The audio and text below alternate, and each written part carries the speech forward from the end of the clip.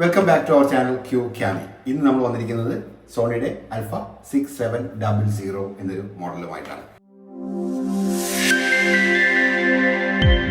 അപ്പോൾ ഇതാണ് ആ ക്യാമറ.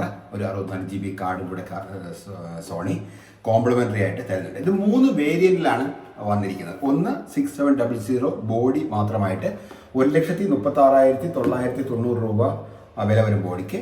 പിന്നെ അതിൻ്റെ കൂടെ 1650 ലെൻസുമായിട്ടൊരു മോഡൽ വരുന്നുണ്ട്. അത് 1,47,490 രൂപ വില വരുന്നുണ്ട്.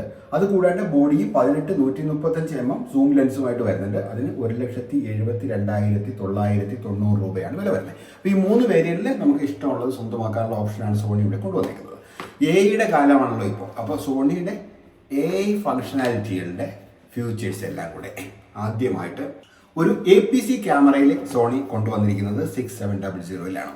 അപ്പോൾ ഈ 6700 എന്ന് പറയുന്നത് നമുക്കറിയാം 6000 തുടങ്ങി 6100, 6400, 6600 ഇതെല്ലാം കഴിഞ്ഞ അതിൻ്റെ ഒരു സക്സസർ മോഡലാണ് 6700. അപ്പോൾ അവസാനം ഇറങ്ങിയ സോണിയുടെ 7R5 ആ സീരീസിൽ ഉപയോഗിച്ചേക്കുന്ന AI ഫങ്ഷനാലിറ്റീസിൻ്റെ ഒരു മിനിയേച്ചർ വെർഷൻ കൂടി കൊണ്ടുവന്നേക്കുന്ന AIയുടെ സാധ്യതകൾ ഉപയോഗിച്ച് ഇറക്കിയേക്കുന്ന ഒരു APC ക്രോപ്പ് സെൻസർ ക്യാമറയാണ് ഈ ഒരു ക്യാമറ. 6700യുടെ സെൻസർ പറയുകയാണെങ്കിൽ എക്സ്മോർ R CMOS സെൻസറാണ് ഉപയോഗിച്ചിരിക്കുന്നത്.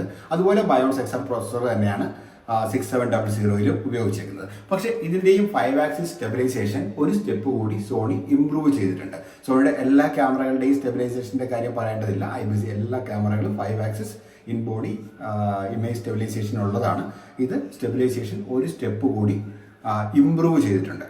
പിന്നെ ഇതിൻ്റെ ഓട്ടോ ഫോക്കസ് പറയുകയാണെങ്കിലും ഓട്ടോ ഫോക്കസ് വളരെ ഫാസ്റ്റായിട്ട് ഓട്ടോ ഫോക്കസ് വർക്ക് ചെയ്യുന്നുണ്ട്.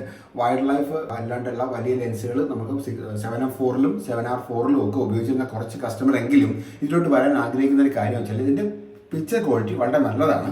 ഒപ്പം ഫുൾ ഫ്രെയിം ലെൻസുകൾ അവർ വലിയ വില കൊടുത്ത് 100-500 ഒക്കെ മേടിച്ചിരിക്കുന്ന ലെൻസുകൾ അതേ ക്യാമറയിൽ കൺവേർട്ട് ചെയ്ത് ഉപയോഗിക്കുമ്പോൾ തന്നെ ഡബിളായിട്ട് കിട്ടുമെങ്കിലും ഇതിൽ ഉപയോഗിക്കുമ്പോൾ കൺവേർഷൻ്റെ ആവശ്യമില്ലാതെ തന്നെ ഡബിളായിട്ട് കിട്ടുന്നതുകൊണ്ട് കുറച്ച് കസ്റ്റമറെങ്കിലും ഇങ്ങോട്ട് മാറാൻ ഒരു താല്പര്യം കാണിക്കുന്നുണ്ട് ഈ ഒരു റേഞ്ചിൽ.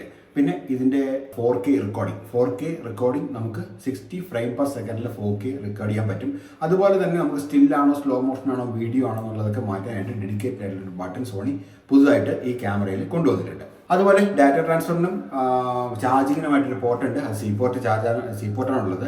കണ്ടിന്യൂസ് ആയിട്ടൊക്കെ നമ്മൾ റെക്കോർഡ് ചെയ്യുന്ന സമയത്ത് നമുക്കൊരു പവർ ബാങ്കോ എക്സ്റ്റേണൽ പവറോ ക്യാമറയിൽ കൊടുത്തുകൊണ്ട് തന്നെ റെക്കോർഡ് ചെയ്യാൻ പറ്റുമെന്നുള്ളത് മിക്ക പുതിയ സോണിയുടെ ക്യാമറകളിലുണ്ട്. അത് ഇതിനകത്തും ഉണ്ട്. പിന്നെ ഒരു കാർഡ് സ്ലോട്ട് മാത്രമേ അതിനകത്ത് കൊടുത്തിട്ടുള്ളൂ. കാരണം ഇതൊരു സെമി പ്രൊഫഷണൽ ക്യാമറ അല്ല എങ്കിൽ അമച്വർ ക്യാമറ അല്ലാത്തൊരു സെമി ക്യാമറ ആയതുകൊണ്ടായിരിക്കണം സോണി ഒരു കാർഡ് സ്ലോട്ട് മാത്രമേ ഇതിനകത്ത് കൊടുത്തിട്ടുള്ളൂ.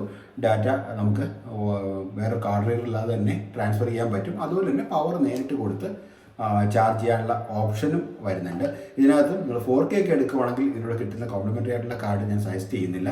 നല്ലൊരു കാർഡ് തന്നെ ഉപയോഗിക്കണം എന്നാണ് നമ്മുടെ ഒരു റെക്കമെൻഡേഷൻ.